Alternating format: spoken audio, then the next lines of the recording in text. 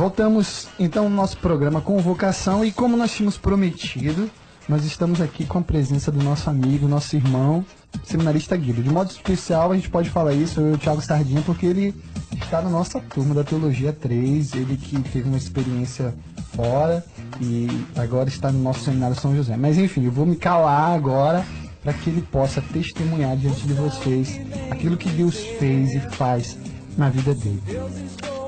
É uma alegria poder testemunhar, porque eu penso que cada vocação ela é particular, né? É Deus que chama todos nós, mas o modo como Ele chama, eu acho que é único e irrepetível. Na minha vida eu preciso voltar a talvez pelo menos aí 10 anos atrás, porque eu sou médico, né? Já esse ano completo 10 anos de formado em medicina aqui pela Souza Marques, na nossa cidade do Rio de Janeiro, e foi trabalhando no Hospital da Santa Casa com os doentes quando eu descobri as irmãs de Madre Teresa de Calcutá e ofereci a minha medicina às irmãs dizendo assim: irmã, eu gostaria de fazer um trabalho com os seus mendigos de rua como médico. E ali comecei a atender os pobres, os irmãos de rua, sendo que um ano atrás, no ano de 98, né, porque eu comecei essa experiência como médico Madre Teresa em 99, em 98, o Padre Jorjão havia me convidado para fundar um grupo de renovação carismática na Nossa Senhora da Paz, especificamente para os jovens. Então, tendo essa experiência dos mendigos, né, dos irmãos de rua, como médico, e fazendo um trabalho de evangelização com os jovens, inclusive muitos jovens começaram a se interessar e me ajudar com os pobres, ali foi despertando algo que eu não sabia exato o que era, mas aquilo que me impulsionava tanto a oferecer, vamos dizer assim, esse trabalho de amor aos pobres e ao mesmo tempo evangelizar, anunciar Jesus Cristo. E uma vez uma amiga médica, uma cirurgiã, que começou junto comigo, ela ficou tão emocionada e falou: Guido, eu quero te ajudar com os irmãos de rua. Veio essa cirurgiã e ela me deu isso já no ano 2000, portanto, né, já tinha ali indo para o meu segundo ano de formado. Ela chegou e falou assim: eu quero que você leia o livro Irmão de Assis, do Frei Inácio Laranhaga, que aliás é um best-seller sobre a vida de São Francisco. Lendo aquele livro, o que mais me impressionava era o despojamento e o amor de Francisco para com os pobres, mas para com todos. E um segundo passo, além desse despojamento na pobreza, a liberdade de pregar o Evangelho. E um dia eu, em oração, disse assim: Jesus, eu queria ser livre para pregar o Evangelho. Interessante, eu fiz esse pedido a Deus. E, interessante, eu na época namorava, pensava em casar, né? Já tinha aí um tempo de namoro, mas de repente tudo aquilo mexia comigo. Eu dizia assim, algo me puxa por uma coisa que eu não sei exato o que é. E assim, fui caminhando, lendo o livro de São Francisco, e sempre lendo aquela vida de Francisco, aquilo me questionava. Até que um dia senti de Deus assim, né, como que a voz do Senhor a dizer em mim: leia o livro de São Francisco. Eu tinha chegado do trabalho médico, estava ali estudando medicina, tinha voltado do hospital, e ouvi a voz de Deus no meu coração dizendo assim: fecha o livro de medicina e leia o Irmão de Assis. E lendo a vida então de São Francisco, eu dizia: o que tu queres de mim, Senhor? Aquilo me angustiava, eu falei: o que tu queres? E novamente então ouvi como o Senhor dizia: agora então fecha o livro e reza. E ali fui em oração, até que num determinado momento eu vi claramente a voz de Deus dizendo assim: levanta-te e serás sacerdote para a minha igreja. Foi tão marcante que eu me lembro como se fosse hoje, era dia 13 de novembro de 2000, uma segunda-feira às 3 da tarde. Um dia de sol, e aquela voz penetrou tão profundamente, Cláudio, que eu não sabia o que dizer, só pensava assim: como vai se dar isso? Porque eu, médico, empregado na Santa Casa, trabalhando já numa clínica, na clínica Lengruber, no Maitá, com o professor me convidando para ser médico no Hospital São Vicente de Paulo, com chance de trabalhar fazendo pré e pós-operatório para o Pitangui, com chance de ser professor da Gama Filho, com tantas oportunidades na medicina, e de repente a voz de Deus me dizendo: levanta-te, serás sacerdote para a minha igreja. Porém, aquilo que talvez Jeremias diz em Jeremias, já que está no mês da Bíblia, Jeremias 29, né? É como um fogo encerrado em meus ossos. Tudo isso ficou pequeno, e aí é preciso dizer como Paulo em Filipenses 3,8, por ele, né, por Cristo, tudo desprezei, tenho tudo em conta de esterco, de lixo, diante desse bem supremo, o conhecimento de nosso Senhor Jesus Cristo. Ou seja, diante daquele que chama, tudo me pareceu pequeno. Essa foi a força que me moveu a começar a caminhar. E aí eu vou parar aqui rapidinho, Guido, porque todos vocês que estão chegando agora, sintonizando a Rádio Catedral, vocês estão ouvindo o testemunho do nosso irmão seminarista Guido. Então, para deixar assim o clima de um maior suspense, nós vamos dar um pequeno intervalo e voltamos já já. Não saia daí, porque daqui a pouco você vai ver o grande ato que Deus fez na vida desse nosso irmão. Nós voltamos já. Catedral FM está apresentando Convocação.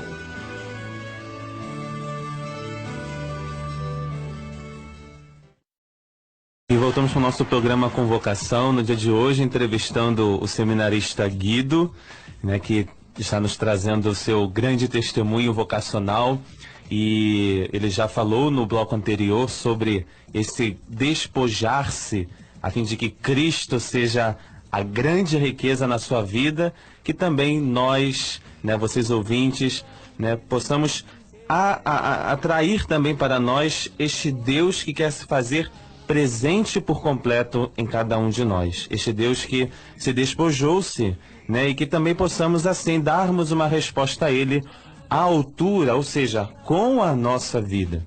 E a exemplo do seminarista Guido, que você também em casa possa responder com o seu sim ao chamado que Deus lhe faz, seja ao sacerdócio, seja ao matrimônio, seja a vida consagrada, na sua pastoral, no seu movimento, seja esse sim de Cristo em todos os ambientes que Deus lhe chamar. E Guido, você falando sobre a sua vida que já estava praticamente assim, toda acertada, bem conjecturada, e você é médico, né, de profissão, e agora se prepara para ser também outra vez médico, né? Então eu gostaria que você fizesse essa comparação, como você vê essa questão do médico do corpo e o médico da alma, que é o sacerdote, o pastor de almas. Você vê alguma ligação? Perfeito, Vitor. Vamos então aproveitar, se estamos no ano paulino e no mês da Bíblia, 1 Tessalonicenses 5:23 diz São Paulo que o próprio Deus da paz vos santifique totalmente, e que tudo aquilo que sois, espírito, corpo e alma, seja conservado sem mancha para a vinda de nosso Senhor Jesus Cristo. Veja o homem este conjunto.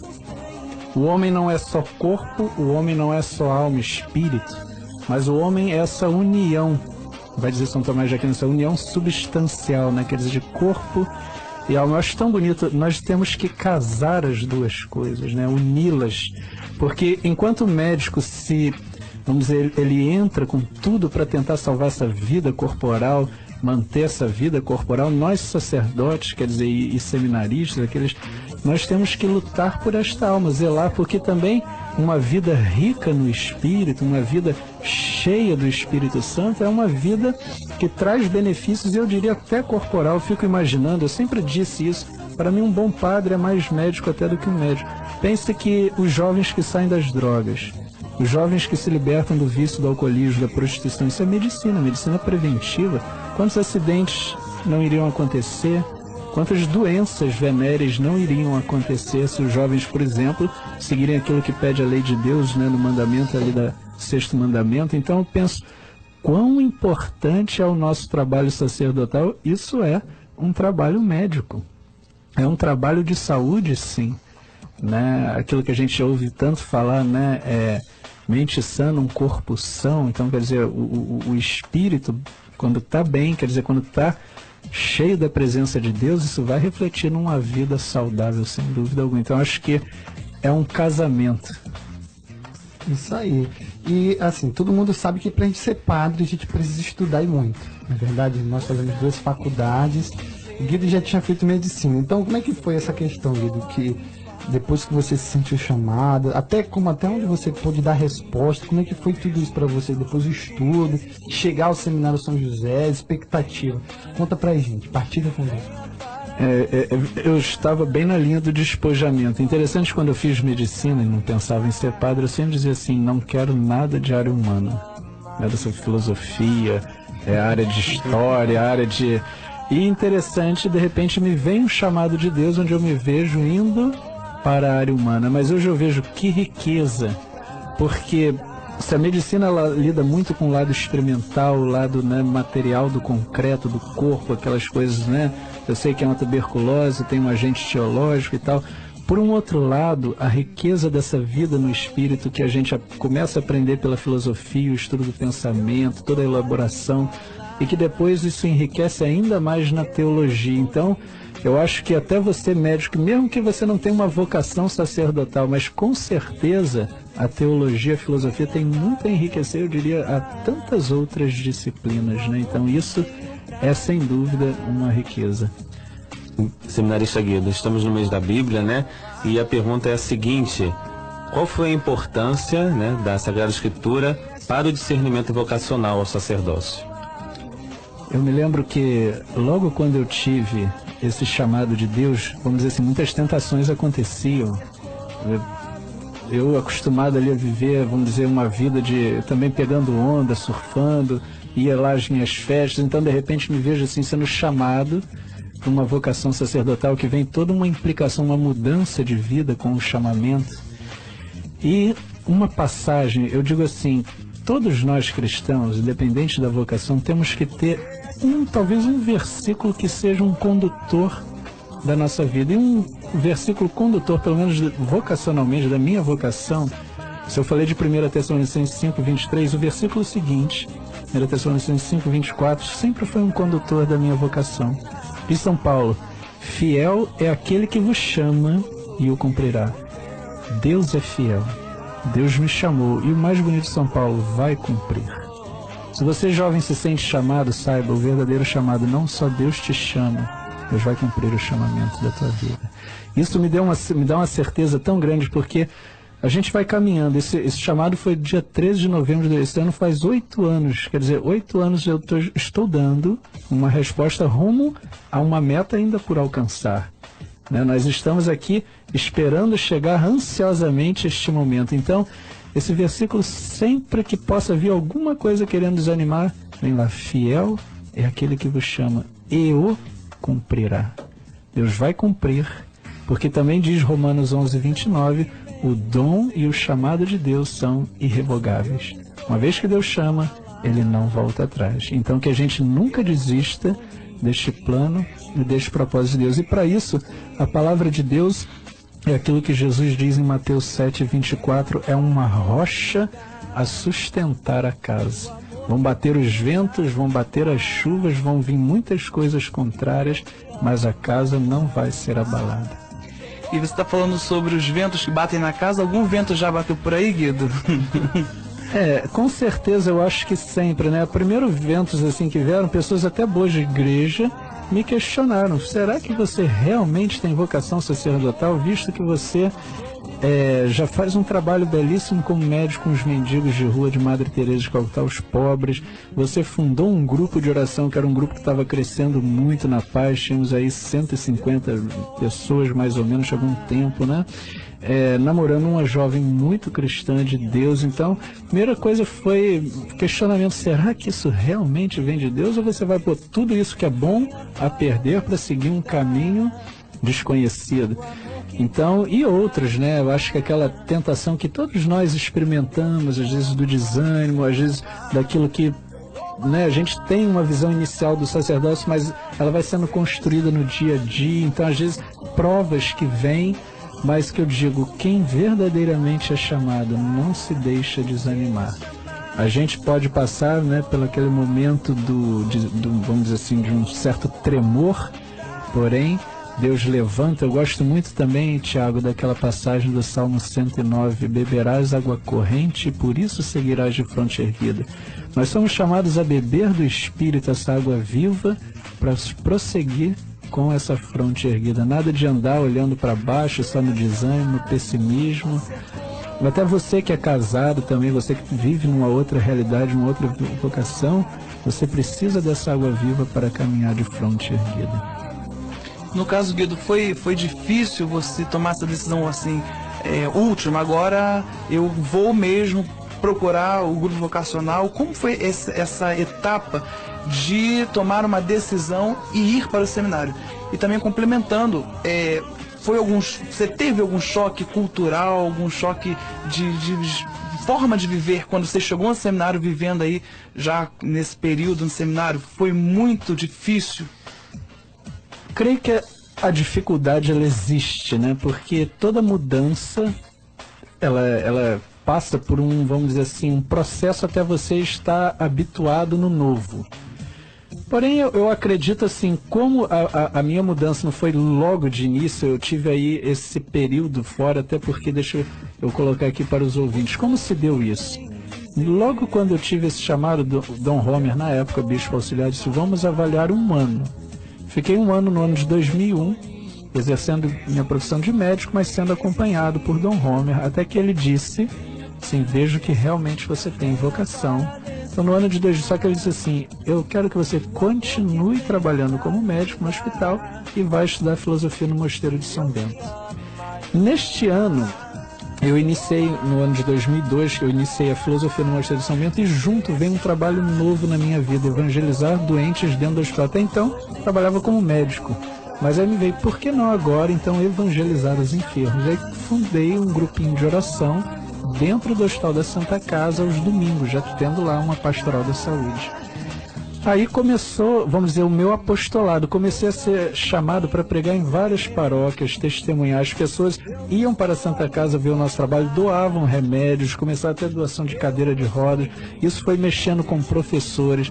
Um professor meu vacinou 200 irmãos de rua para hepatite B, foi tocado.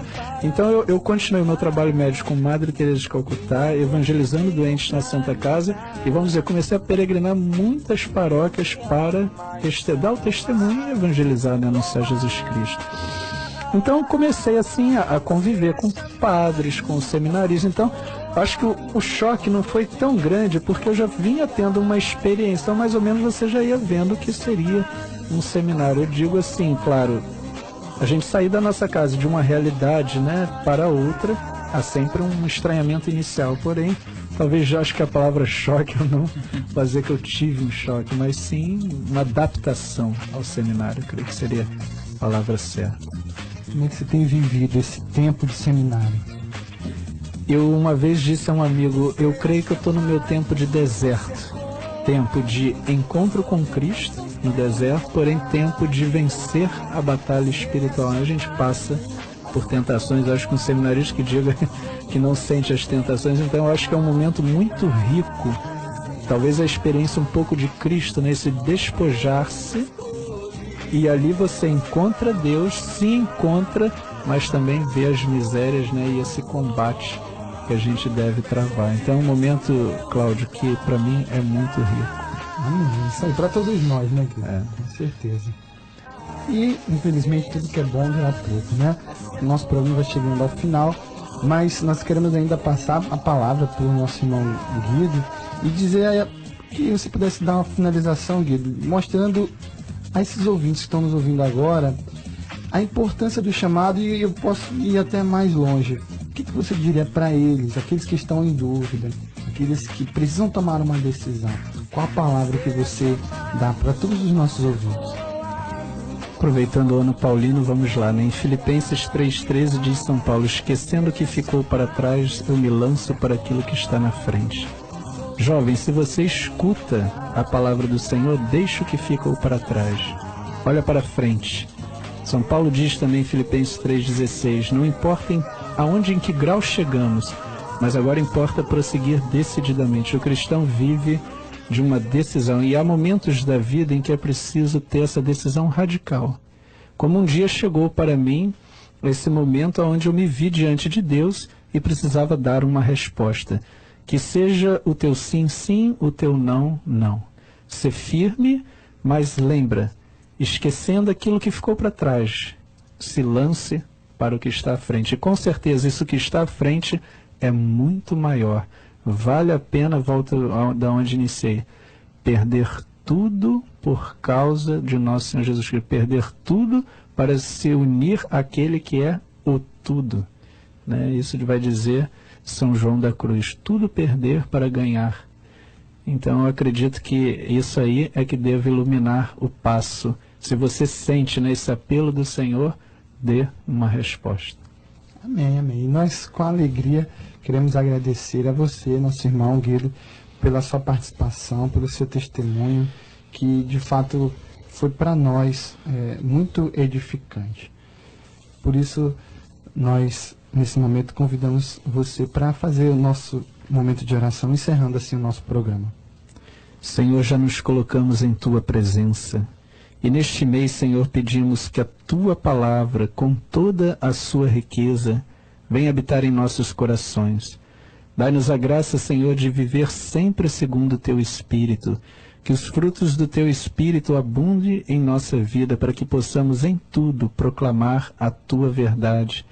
Sim, Jesus, que sejamos santificados pela Tua palavra, para que em tudo aquilo que fizermos possamos glorificar o Pai do céu. E isto pedimos, Senhor, pela vossa graça na unidade do Espírito Santo. Amém. Amém. Amém. Agradecemos a sua presença, a sua participação. Estaremos juntos no próximo